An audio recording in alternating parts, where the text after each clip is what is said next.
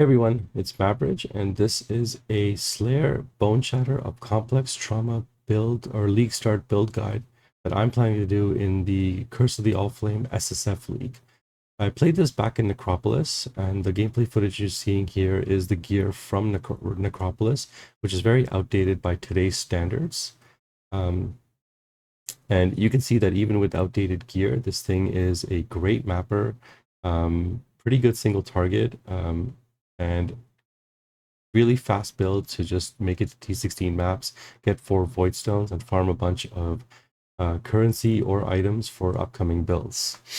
And I decided to play this instead of slams because I played slams 2 leagues ago, and even though slams probably do more damage and get similar and can progress the atlas just as quickly, I found that Boneshatter just feels faster because you have faster attack speed.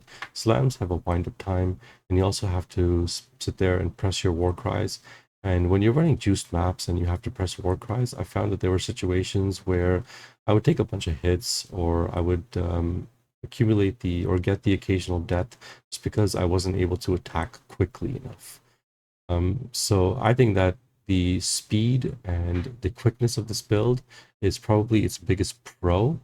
In addition, it's great for progressing for new players. Super easy in SSF for gearing. Axes are just so easy to craft right now with recombinators.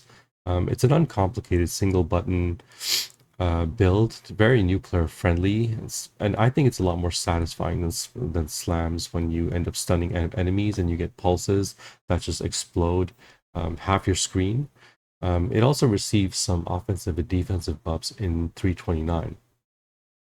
So I think pros, greatly outweigh the cons. This is a fantastic league starter. Some cons, there might be potential mana challenges this league. We'll have to figure those out and potentially invest into the tree. Those are all TBD. Melee is not for everyone, even if you are not, even if you're a veteran. A lot of people just don't like melee playstyle in POE, and that's understandable.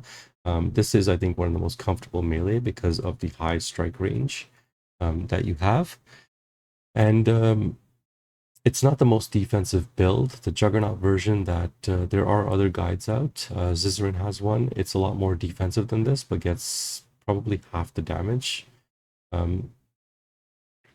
If you really want to push this build defensively and do Ubers with it, it's going to take a lot of investment or a lot of grinding in SSF.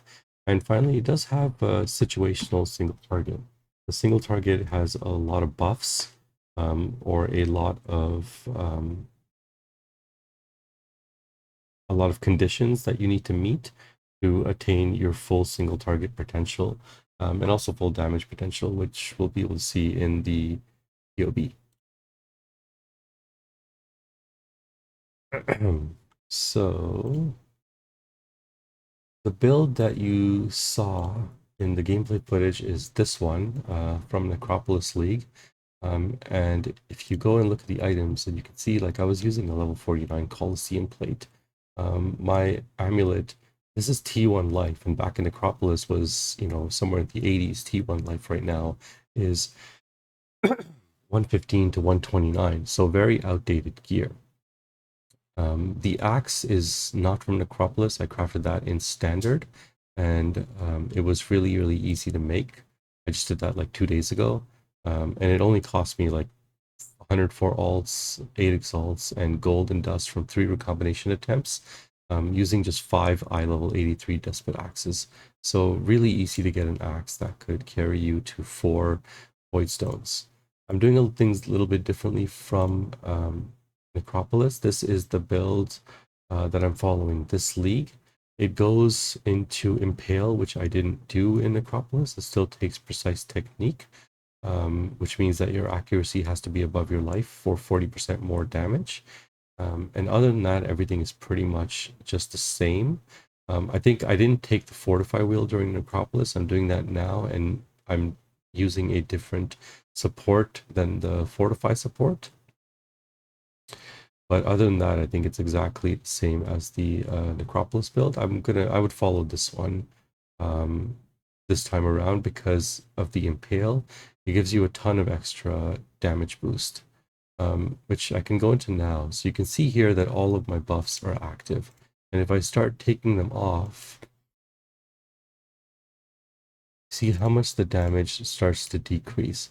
That's true for any build in Path of Exile, but I think this one especially because a lot of these are only going to be active when you're mapping.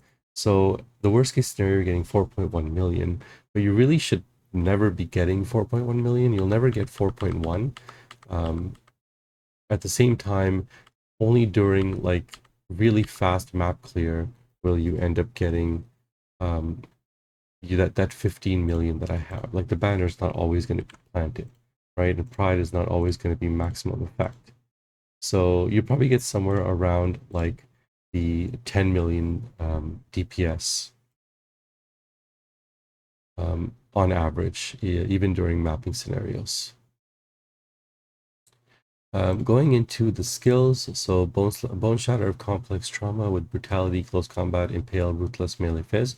You want to try to get 30 quality on this using the new quality or red socket. Everything else 2020 is fine. Get 30 on anything you can. It's a damage buff. You can use Boneshatter. It still gives you really good DPS. You can use it pretty much for the entire game if you want. It's not that hard to get a Boneshatter of complex trauma. I've done it. You just farm Merc Lab. It takes about an hour.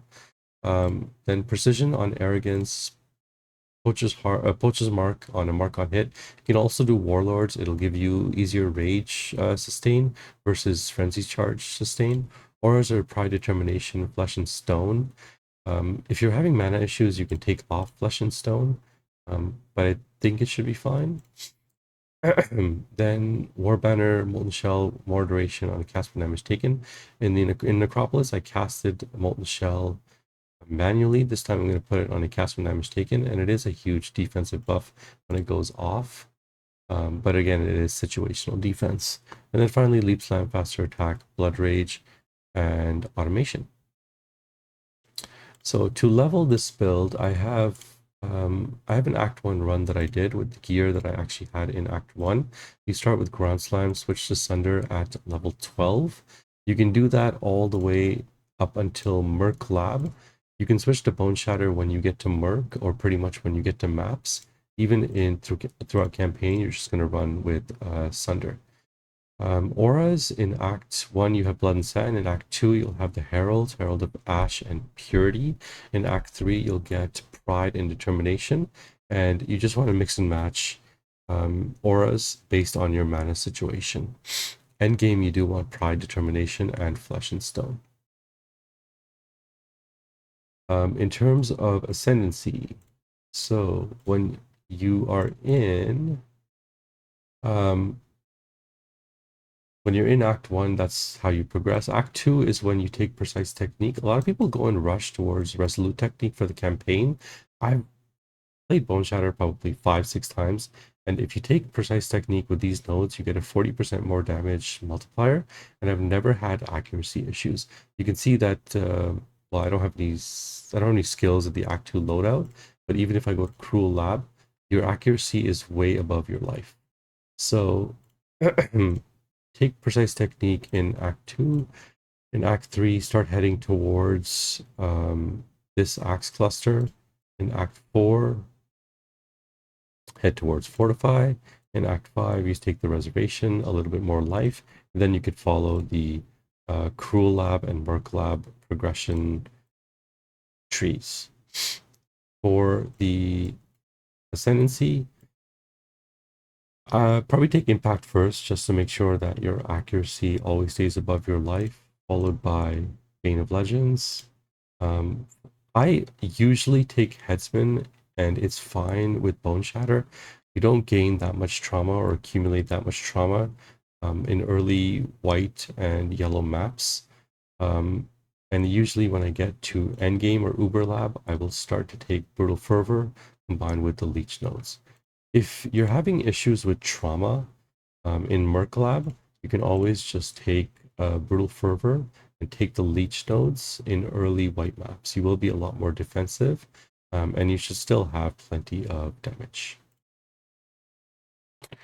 So that's about it. I'm league starting this right after I upload this video. I think it'll be a really fun league start. I'm excited to get back to Boneshatter. I kind of missed Boneshatter. Let me know if you play this build and how it goes, and if you have any questions.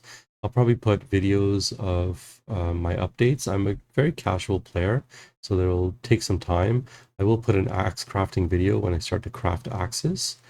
And other than that, I think the only thing I want to say is good luck on League Start.